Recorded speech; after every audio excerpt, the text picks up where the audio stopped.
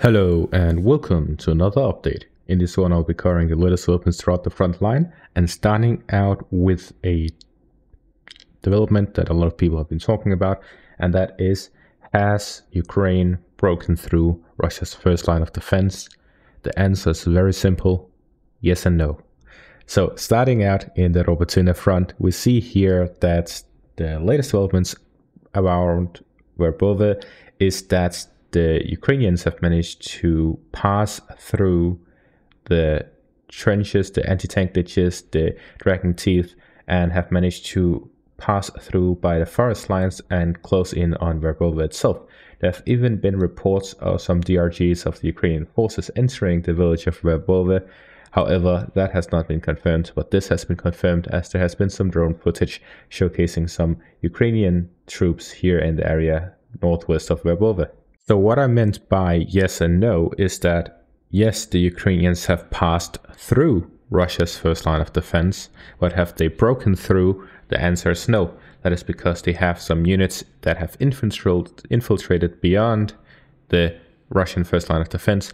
However, we do see that taking a look at the fortifications map by the Finnish media, we see here that the Russian forces have this light red line and then there's a dark red line. The light red line are areas in which there is the anti-tank ditches and dragon teeth. The dark red lines are trenches. So there are a few trenches here in the area that the Ukrainian forces have broken through. They have managed to break through these positions. And then they have managed to pass through the anti-tank ditches and dragon teeth. However, so far we've only seen video evidence of infantry going through. This most likely indicates that the Ukrainians have sent some deep reconnaissance groups across the anti-tank ditches and dragon teeth to recon the area, scout the area, and prepare some positions so that the Ukrainians can eventually go through and break through the area.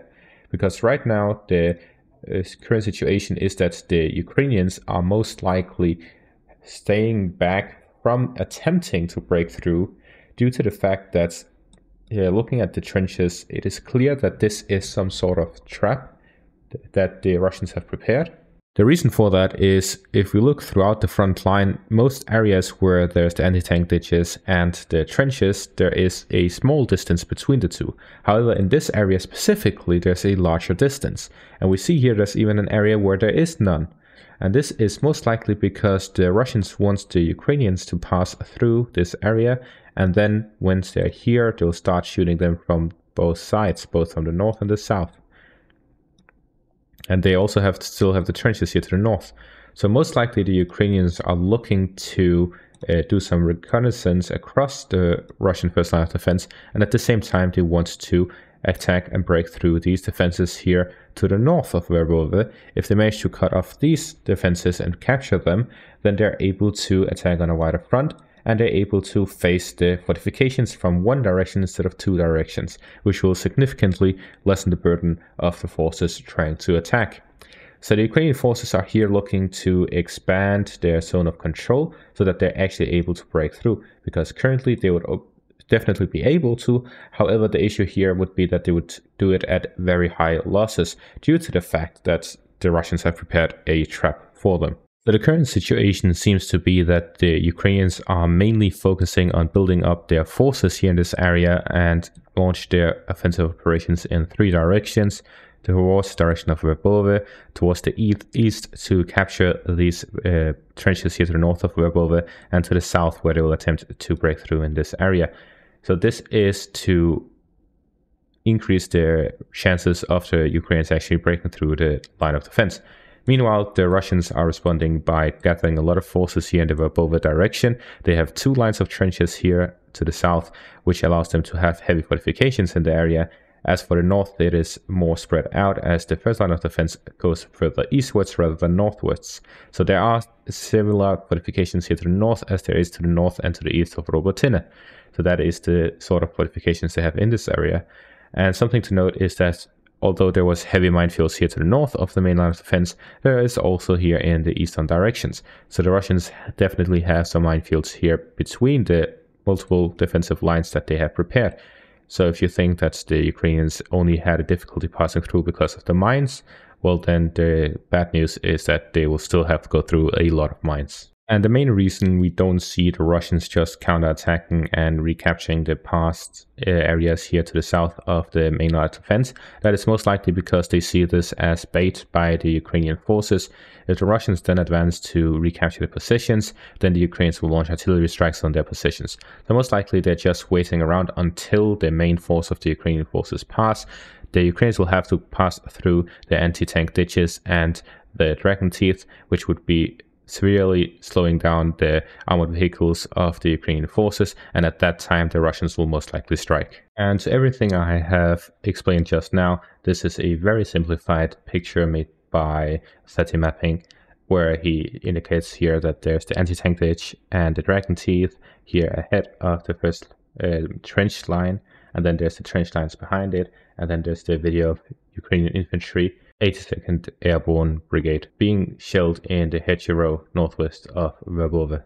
We then move on to the Bilorivka area here to the south of Kreminna, where we see this video here showcasing some battles in the direction of Bilorivka, and we see that there are a lot of trenches here, which could indicate why the Russians are having a very hard time capturing the village because of how heavily fortified it is.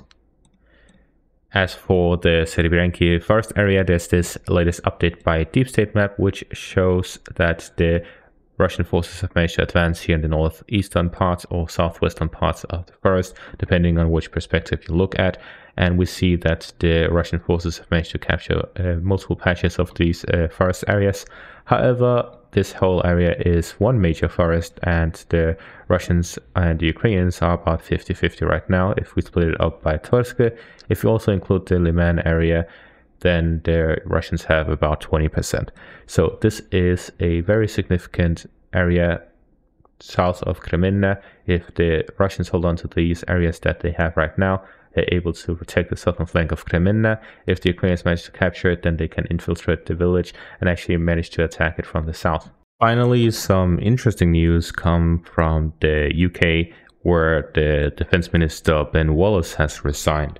I haven't gotten to the depth of why he resigned yet, which I'm working on. However, all throughout the government offices held by Boris Johnson, then Liz Truss, and then finally Rishi Sunak right now, he has been in office as the defense minister. Now suddenly resigning at such a crucial moment of time is very suspicious, as it doesn't make sense. When the government switched from Boris Johnson to Liz Truss and then Rishi Sunak, he said he would stay in office as defense minister due to the importance of there being stability in the defense office during the time of war in Ukraine. So him suddenly stopping while the Ukrainian offensive is ongoing doesn't make sense at all. And that is going to be all for this update. Thank you all for watching and have a great day.